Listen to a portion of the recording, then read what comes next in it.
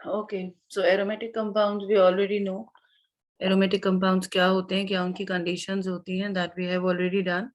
Now we will start one of the most important aromatic compound, that is benzene. Benzene के बारे में हम बात करेंगे. तो बेंजीन क्या है? C6H6 अगर हम इसके जनरल फॉर्मूला की बात करें, और ये एक साइक्लिक कंपाउंड होता है जिसमें डबल बॉन्ड और single bond are present at the alternate positions. Physical properties की अगर हम बात करें तो बेंजीन और इसके जितने भी होमोलोगस हैं, अगर 8 कार्बन तक हो तो कलरलेस लिक्विड्स होते हैं, जबकि अगर उससे ज्यादा हो जाए तो सॉलिड हो जाते हैं और इनकी एक कैरेक्टरिस्टिक सी स्मेल आती है. वैसे भी इन सब में कोई ना कोई स्मेल रहती है. एरोमेटिक कंपाउंड्स हैं तो अरोमा तो होगा ही इनके अंदर. एरोमेटिक हाइड्रोकार्बन्स जितने भी होते हैं they are immiscible in water, लेकिन ऑर्गेनिक सॉल्वेंट्स में ये सॉल्युबल होते हैं. जैसे वही हमारा फॉर्मूला यहाँ पर भी अप्लाई होगा, like dissolves like. So all the aromatic hydrocarbons are the organic compounds. तो organic compounds हमारे organic solutions में ही soluble होते हैं, ये हम जानते हैं. तो इसलिए ये भी organic में ही soluble होंगे, जबकि water में नहीं होंगे. They are inflammable and burn with a sooty flame. Sooty flame समझते हो ना, black color का एक रेजिड्यू टाइप छोड़ देते हैं, या इनका जो धुआं होता है उसमें से ब्लैक कलर आता है, ऐसा हम कह सकते हैं. मेल्टिंग और बॉइलिंग पॉइंट जो होते हैं एरोमेटिक कंपाउंड के, वो इंक्रीज होते हैं जैसे जैसे मॉलिक्यूलर मास बढ़ेगा. तो in other words we can say कि अगर नंबर ऑफ कार्बन्स बढ़ेंगे तो इनका मेल्टिंग और बॉइलिंग पॉइंट भी बढ़ेगा. ठीक है. और ऐसा क्यों होता है? क्योंकि वंडरवॉल फोर्सेस बढ़ते हैं. वंडरवॉल फोर्सेस बढ़ेंगे, अगर साइज बढ़ेगा तो उस वजह से इनके मेल्टिंग और बॉइलिंग पॉइंट भी बढ़ेंगे. ठीक. इसमें हमारे मेटा पैरा इस तरीके के कंपाउंड्स भी हमें देखने को मिलते हैं. जानते हो आप Meta position, para position, ortho positions क्या होती हैं? तो इनकी जितनी भी आइसोमेरिक एरीन्स होते हैं, आइसोमेरिक एरीन्स का मतलब यही होता है कि ऑर्थो, मेटा और पैराजाइलिन्स, इन सब में जो पैरा आइसोमर है उसका मेल्टिंग पॉइंट सबसे ज्यादा होता है. तो जब हमें सेपरेट करना होता है ऑर्थो और पैरा को, या मेटा और पैरा को, तो ये प्रॉपर्टी हमारे बहुत काम आती है.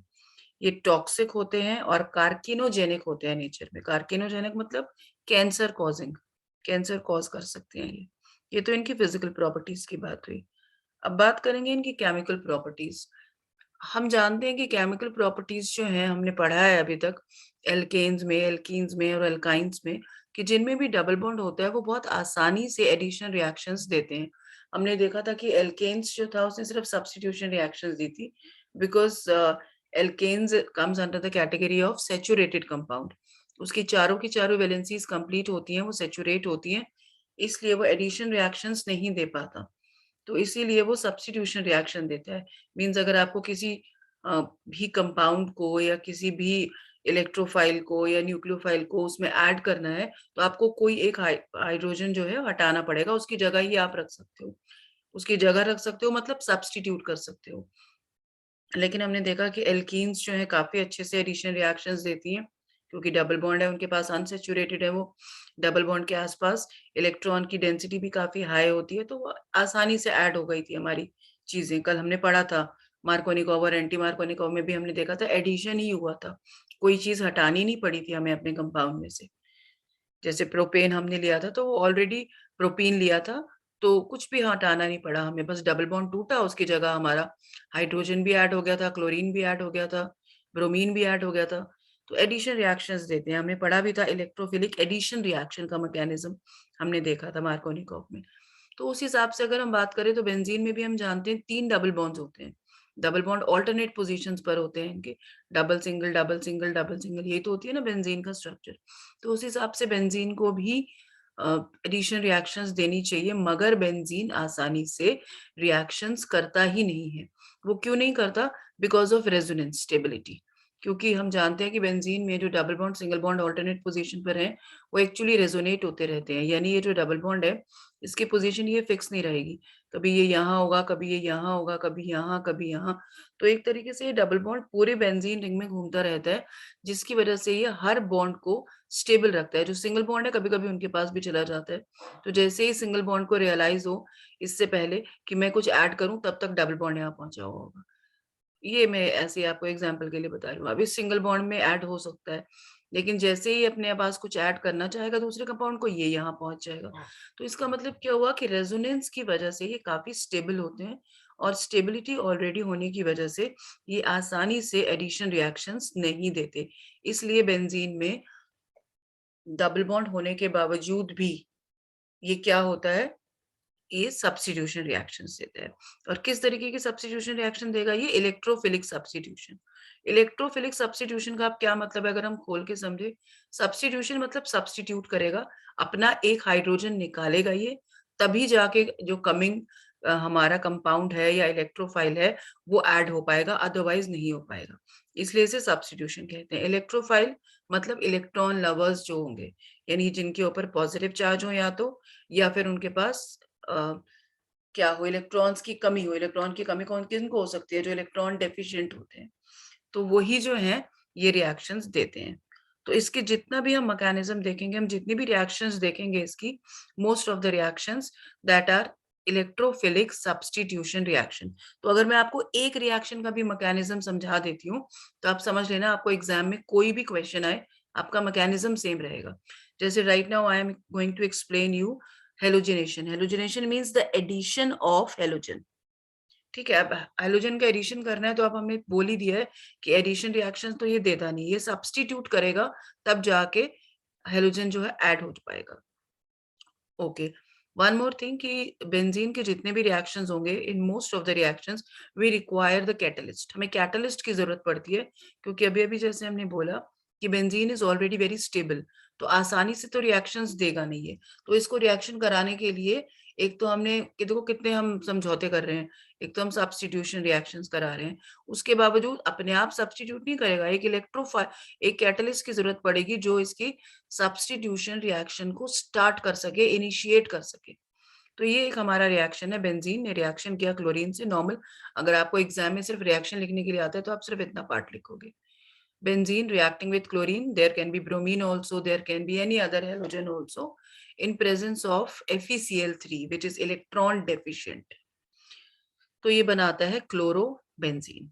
अच्छा, ये तो हो गया रिएक्शन। अगर आपको सिर्फ एग्जाम में रिएक्शन आया 1 मार्क्स में, आप इतना लिख दीजिए बस, ज्यादा कहानी आपको बताने की जरूरत ही नहीं है। बट अगर आपको मैकेनिज्म आता है तो आप क्या करेंगे? अगर इंटरनली हम देखें तो ये रिएक्शन हुआ कैसे है। सबसे पहले ये जो FeCl3 है, जो हमने कैटलिस्ट किया था, इसने इस क्लोरीन से क्लोरीन छीन लिए। क्योंकि ये इलेक्ट्रॉन डेफिशिएंट है, तो इसको जहां मौका मिलता है ये क्या करता है, इलेक्ट्रॉन्स को अट्रैक्ट कर लेता है अपनी तरफ।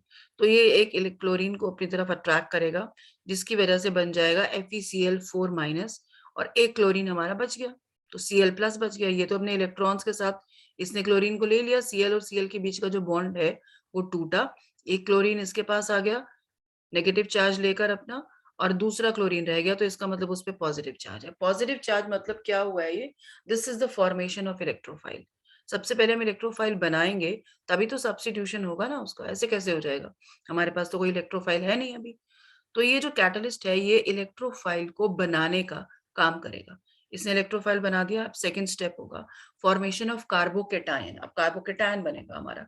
ये जो इलेक्ट्रोफाइल है ये अटैक करेगा बेंजीन रिंग के ऊपर, और बेंजीन से एक जो यहाँ पर हाइड्रोजन था, बेंजीन का फॉर्मूला क्या होता है? अगर आप ओपन करो तो हर प्लेस पर क्या है? CH। Yes ma'am, yes ma'am. ठीक है, तो यहाँ का जो कार्बन है वो तो है ही, लेकिन यहाँ का हाइड्रोजन थोड़ा सा अलग ऊपर लिख दिया हमने जरा, क्योंकि इस बेचारे को बलिदान देना पड़ेगा ना, तो इसलिए हमने इसको ऊपर लिख लिया। और यहीं पर क्लोरीन भी जुड़ गया। ये जो क्लोरीन है पॉजिटिव चार्ज जो लेकर आया था वो भी यहीं जुड़ गया। अब क्योंकि ये पॉजिटिव चार्ज लेकर आया है, तो और अभी किसी को तो चाहिए नहीं इसका पॉजिटिव चार्ज, तो ये पॉजिटिव चार्ज अभी बेंजीन रिंग के ऊपर ही आ गया। तो बेंजीन रिंग के ऊपर पॉजिटिव चार्ज आ गया, मतलब ये कार्बोकेटायन बन गया, यानी अभी ये स्टेबल नहीं है अभी। क्योंकि हर कंपाउंड तभी स्टेबल होता है जब उसके ऊपर कोई चार्ज ना हो। अभी जो पॉजिटिव चार्ज है ये भी रेजोनेट होता रहेगा, ये यहाँ आया, फिर यहाँ से ये यहाँ जाएगा। ये तो आपने रेजोनेंस में पढ़ा ही है, ये पॉजिटिव चार्ज है, तो इस पॉजिटिव चार्ज को न्यूट्रलाइज करने के लिए ये बॉन्ड टूटेगा और इधर आएगा। जब ये बॉन्ड टूटकर इधर आएगा तो पॉजिटिव चार्ज यहाँ आ जाएगा। पॉजिटिव चार्ज इधर आ चुका, इसको न्यूट्रलाइज करने के लिए ये वाला बॉन्ड टूटकर यहाँ बना देंगे। जब ये बॉन्ड यहाँ बनाएंगे तो पॉजिटिव चार्ज इधर चला जाएगा। ठीक, अब अल्टीमेटली पूरे में घूम चुका, ये यहाँ भी आ गया। अब ये कह रहे हैं कि भाई नहीं, पॉजिटिव चार्ज जो है उसको बाहर निकलना है, तो पॉजिटिव चार्ज यहाँ जाएगा, H+ के पास, और H+ क्या करेगा, इस पॉजिटिव चार्ज को लेकर बाहर निकल जाएगा। तो लास्ट स्टेप पे ये तो पूरा रेजोनेट हुआ, ये तो सेकंड स्टेप सिर्फ यहीं तक है। ये तो मैंने आपको ये बताया कि पॉजिटिव चार्ज जो है ये रेजोनेट होता रहता है। तो सेकंड स्टेप में क्या हुआ हमारा कि बेंजीन के ऊपर इस इलेक्ट्रोफाइल ने अटैक किया और ये इलेक्ट्रोफाइल यहाँ पर विद पॉजिटिव चार्ज जुड़ गया, जिससे ये कार्बोकेटायन बन गया। ठीक है, इस स्टेप को हमने कर लिया। अब हमें ये पॉजिटिव चार्ज तो हटाना ही है, तो इस पॉजिटिव चार्ज को हटाने के लिए ये जो हाइड्रोजन है, इस पॉजिटिव चार्ज को लेकर यहाँ से निकल जाएगा बाहर। This step is called as deprotonation. De मतलब रिमूवल, प्रोटोनेशन मींस प्रोटॉन, और H+ आप जानते हो इज अ प्रोटॉन। तो ये H+ जो है ये बाहर निकल जाएगा, ठीक, और क्लोरीन यहाँ पर जुड़ा रह गया, बन गया क्लोरोबेंजीन। लेकिन अभी H+ क्या करेगा, क्या ये यहीं पर ऐसा ही रह जाएगा? नहीं, एक क्लोरीन तो यहाँ पे जुड़ गया था, ये क्या करेगा, FeCl3 ने जो ये क्लोरीन लेकर FeCl4 बनाया था और माइनस चार्ज लिया था, अब इसे भी वापस स्टेबल होना है, तो ये, और इसे भी स्टेबल होना है H+ को, तो ये इससे ये क्लोरीन वापस ले लेगा जो FeCl3 ने लिया था और उसके साथ मिलकर HCl बना लेगा, और FeCl3 वापस अपना एज ए कैटलिस्ट यहाँ प्रेजेंट रहेगा। तो इसमें अगर आप देखो तो क्लोरोबेंजीन प्लस HCl भी होता है, but as I have told you organic में आपको बाय प्रोडक्ट्स दिखाने की ज्यादा जरूरत नहीं होती, इसलिए यहाँ पर HCl हमने नहीं लिखा। आप भी अगर एग्जाम में नहीं लिखेंगे तो कोई फर्क नहीं पड़ेगा। आ गई बात समझ में? तो ये हुआ आपका इलेक्ट्रोफिलिक सब्स्टिट्यूशन रिएक्शन का मैकेनिज्म। सबसे पहले इलेक्ट्रोफाइल का फॉर्मेशन होगा जिसमें कैटलिस्ट हमारी हेल्प करेगा। इलेक्ट्रोफाइल जब बन जाएगा तो इलेक्ट्रोफाइल अटैक करेगा बेंजीन रिंग के ऊपर और वहां पर सब्स्टिट्यूट हो जाएगा, या वहां पर ऐड हो रहा है अभी तो वो, और कार्बोकेटायन बना लेगा। अब क्योंकि उसको स्टेबल होना है तो हाइड्रोजन आयन जो है वो निकल जाएगा और उसकी जगह ये क्लोरीन अब सब्स्टिट्यूट हो चुका है। So this step is the last step and here the process will be complete. Clear? Ma'am इसमें formation Yes, of ma'am. Carbocation एक बार फिर से बता।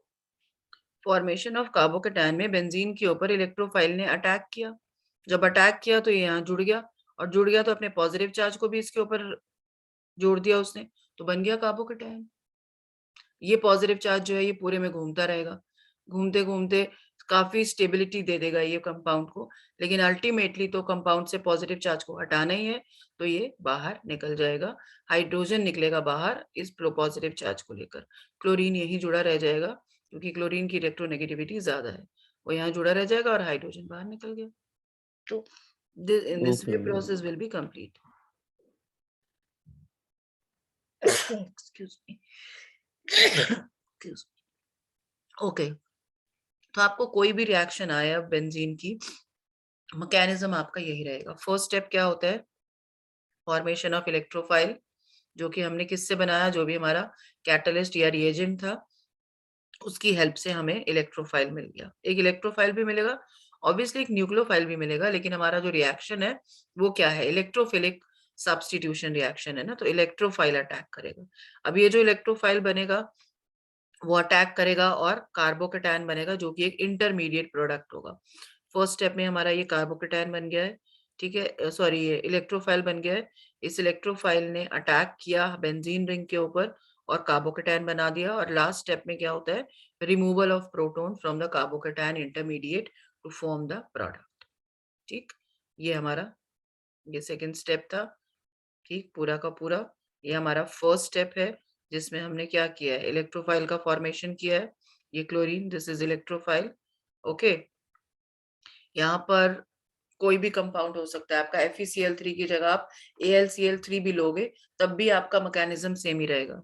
AlCl3 भी इलेक्ट्रॉन डेफिशिएंट होता है, तो ये भी एज अ कैटलिस्ट यूज किया जाता है काफी सारी रिएक्शंस में। FeCl3 भी आप यूज कर सकते हो, AlCl3 भी आप यूज कर सकते हो, आपका बाकी का काम सेम रहेगा। आप बस FeCl3 की जगह AlCl3 लगा दो, FeCl4 बना था हमारा, यहाँ AlCl4 बन जाएगा। ठीक है, उससे कोई फर्क नहीं पड़ता। सेकंड स्टेप हमारा वही सेम रहेगा कि हमारा जो भी ये इलेक्ट्रोफाइल है ये बेंजीन रिंग पर अटैक करेगा और इस तरीके से जुड़ जाएगा, और ये स्टेबिलिटी जो रेजोनेंस की स्टेबिलिटी मैंने आपको बताई है, इस तरीके से वो स्टेबल रहेगा, लेकिन थोड़ी देर में उसे अल्टीमेटली अपने पॉजिटिव चार्ज को तो हटाना ही है। तो ये जो न्यूक्लियोफाइल है हमारा, जो क्लोरीन था HCl- वो बचा हुआ है अभी भी, वो आएगा, वो बचा हुआ क्या है अब हट जाएगा, वो वापस कैटलिस्ट उसे रिलीज कर देगा। वो जब रिलीज कर देगा तो वो यहाँ आएगा और इससे हाइड्रोजन को छीन कर ले जाएगा एंड देन फाइनली HCl, जैसे मैंने आज जो आपको बताया था HCl बनेगा और जो भी आपका हेलोजन है वो यहाँ पर अटैच रह जाएगा। तो इसका मतलब क्लोरीनेशन से हमें जो प्रोडक्ट मिलता है that is mono substituted product. Mono substituted का मतलब समझ रहे हो ना, एक क्लोरीन ही जुड़ा है बस, क्लोरोबेंजीन बना है, कोई आपके दो पोजीशंस पर क्लोरीन ऐड नहीं हुआ है, इसलिए इसको मोनो सब्स्टिट्यूटेड प्रोडक्ट बोलेंगे। ठीक,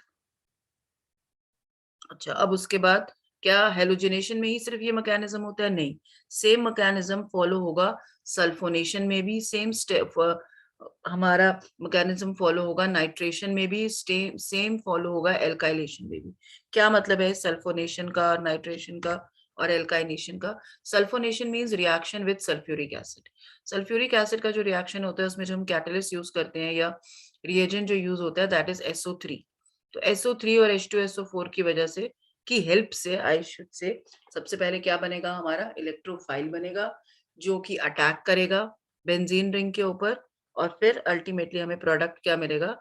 बेंजीन सल्फोनिक एसिड, यानी कि HCO3 will be the product. HCO3 sorry SO3 will be the product. तो इसका मतलब यहाँ से निकला क्या है? एक ऑक्सीजन निकला है बस और एक हाइड्रोजन निकला है, OH निकला है ना इसमें से। Yes ma'am. तो OH ने क्या बनाया होगा? क्या बनाया होगा?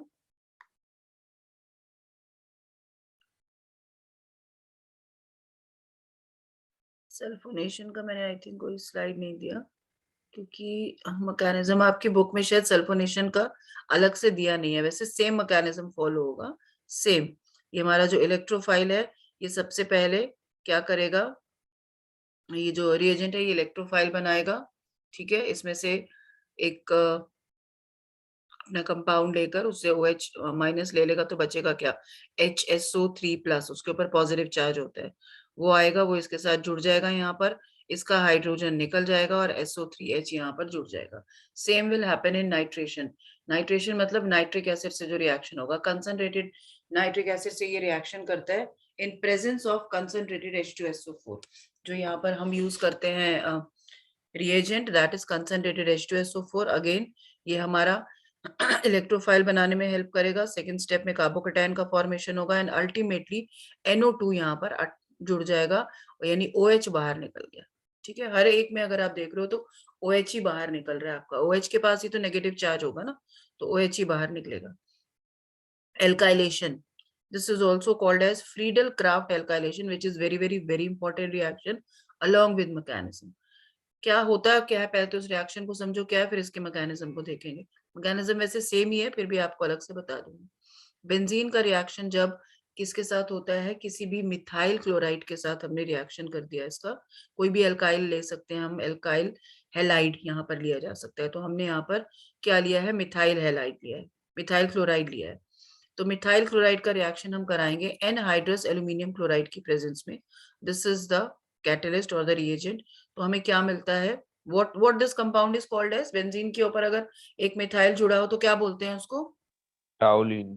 टॉलिन। सो टॉलिन will Toluene. Form and HCl gas निकलेगी। ठीक है, इसको मैंने बताया भी था आपको कि बहुत अच्छे से इसको याद कर लो। बॉम्ब को अगर हम चॉकलेट कलर कर दें इन द प्रेजेंस ऑफ आलू कलर तो it will form chocolate bomb. बहुत ही इंपॉर्टेंट रिएक्शन है in 11th as well as in 12th। ठीक है, इसका मैकेनिज्म देखते हैं हम। मैकेनिज्म में से सेम है इसका, ये रहा हमारा Friedel craft alkylation of benzene. सबसे फर्स्ट स्टेप में क्या होगा? जो हमने मिथाइल क्लोराइड लिया है उसके साथ रिएक्शन करेगा हमारा रिएजेंट और उसका क्लोरीन छीन लेगा, क्योंकि ये इलेक्ट्रॉन डेफिशिएंट होता है AlCl3, तो उसका क्लोरीन छीन कर क्या बना लेगा? AlCl4- और बच जाएगा क्या? जब इस दोनों, जब ये इलेक्ट्रॉन लेकर चला गया तो इसके पास तो पॉजिटिव चार्ज बचा ना, तो बचेगा CH3+, यानी मिथाइल कार्बोकैटायन जो कि एक इलेक्ट्रोफाइल बन गया है। अब ये इलेक्ट्रोफाइल अटैक करेगा बेंजीन रिंग के ऊपर और यहाँ जाके जुड़ जाएगा और अपना पॉजिटिव चार्ज भी इसको दे देगा। ये पॉजिटिव चार्ज खेल रहा है, घूमता जा रहा है, रेजोनेंस स्टेबिलिटी दे रखी है इसने, लेकिन अल्टीमेटली पॉजिटिव चार्ज को हटाना तो पड़ेगा यहाँ से, क्योंकि बेंजीन की स्टेबिलिटी खराब हो चुकी है। तो अब डीप्रोटोनेशन वाला स्टेप होगा। उसके लिए कौन हेल्प करेगा? ये AlCl4 जो बचा हुआ था, ये यहाँ आएगा। हाइड्रोजन जिसके पास पॉजिटिव चार्ज है, ये अपने पॉजिटिव चार्ज को यहाँ से लेगा और इससे क्लोरीन लेगा with along with this negative charge और बना लेगा HCl, और AlCl3 वापस बच जाएगा, जैसा कि रिएक्शन के स्टार्टिंग में था।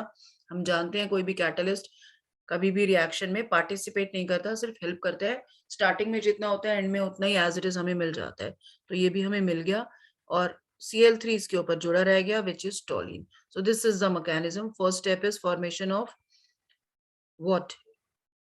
Electrophile. Second is formation of carbocation and third is deprotonation. Clear? Same mechanism है, कोई फर्क नहीं है इसमें। फ्रीडल क्राफ्ट एल्काइलेशन और फ्रीडल क्राफ्ट एसिटाइलेशन, दो रिएक्शंस आप करोगे, सबका मैकेनिज्म बेंजीन में सेम ही रहेगा। फर्स्ट स्टेप में आपका इलेक्ट्रोफाइल बनता है, सेकंड स्टेप में कार्बोकेटायन बनता है, थर्ड स्टेप में आपका डीप्रोटोनेशन हो जाता है और अल्टीमेटली सब्स्टिट्यूट हो जाता है वो प्रोडक्ट का पॉजिटिव पार्ट जिससे आप रिएक्शन करवा रहे हो। पॉजिटिव पार्ट सब्स्टिट्यूट होता है, याद रखना, नेगेटिव पार्ट नहीं, क्योंकि इलेक्ट्रोफिलिक सब्स्टिट्यूशन रिएक्शन है। Clear to everyone? Yes, ma'am. Yes, ma'am. Ma'am ये जो आप